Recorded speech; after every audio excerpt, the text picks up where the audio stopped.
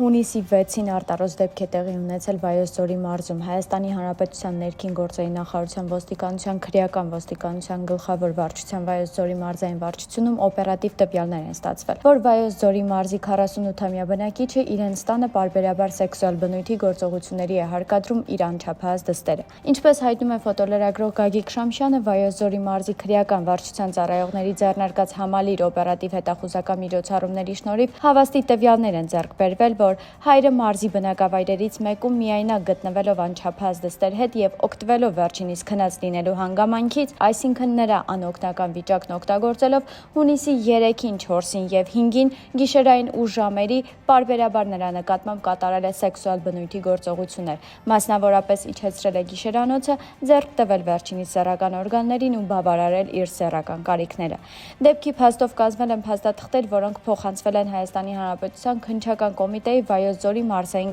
քննչական վարչություն, որտեղ դեպքի փաստով նախաձեռնվել է քրեական վարույթ։ Նախաքննության շահերից ելնելով այս պահին որոշ հանգամանքներ չենք հայտնում։